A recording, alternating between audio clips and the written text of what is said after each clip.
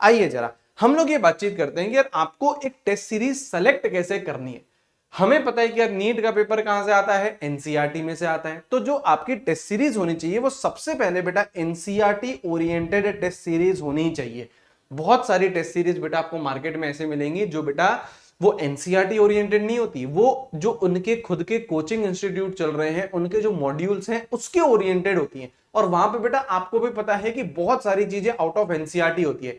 बच्चे देते हैं ऐसी टेस्ट सीरीज, बहुत बड़े बड़े इंस्टीट्यूट्स की भी बेटा टेस्ट सीरीज देते हैं, फिर आके यहाँ पे बोलते हैं कि सर ये तो सर एनसीईआरटी में सवाल एनसीईआरटी में दे ही नहीं रखा है, लेकिन एनसीईआरटी आउट ऑफ एनसीईआरटी सवाल पूछ रहे हैं। तो बेटा आपको ऐसी टेस्ट सीरीज सेलेक्ट नहीं करनी है, आपको ये करनी है जहां से बेटा एनसीईआरटी से पेपर बनता है तो एनसीईआरटी ओरिएंटेड हो। इनऑर्गेनिक केमिस्ट्री का आप लोग बेटा नीट 2024 का पेपर देख लो, नीट 2025 का पेपर देख लो, बहुत सारी लाइनों से सवाल आए हैं एनसीईआरटी के। आपको यार आपको 5 स्टेटमेंट दे रहा है, 5 लाइन दे रहा है एनसीईआरटी के, और आपको बोल रहा है कि कौन सा ट्रू है कौन सा फॉल्स है। तो एनसीईआरटी ओरिएंटेड करना है। और इस तरीके की आप लोगों की जो टेस्ट सीरीज है वो होनी चाहिए जिसमें यार इजी लेवल के सवाल भी हों।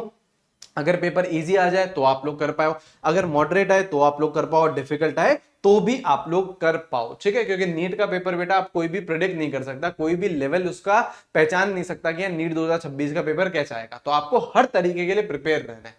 दोनों उसमें बेटा टेस्ट होने चाहिए, पार्ट सिलेबस टेस्ट भी होने चाहिए, पार्ट सिलेबस मॉक टेस्ट। जब तक आपका सिलेबस कंप्लीट नहीं हो जाता दिसंबर एंड तक आप लोग पार्ट सिलेबस दीजिए, उसके बाद बेटा आप लोग फुल सिलेबस दीजिए, and it should be error free.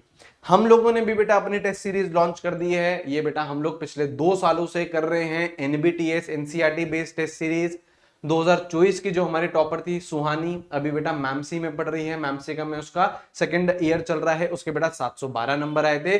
NEET 2025 के जो हमारे टॉपर हैं समाधान, जिसमें बेटा 171 रैंक लेके आया, इशिता जो बेटा 287 रैंक लेके आई, उन सभी बच्चों ने बेटा एनबीटीएस सॉल्व करा है। बहुत सारे सवाल है बेटा आप लोग नीट में एनबीटीएस से देखोगे, प्रॉपरली अगर आप लोग सॉल्व करोगे तो आपको बहुत ज्यादा बेनिफिट मिलेगा।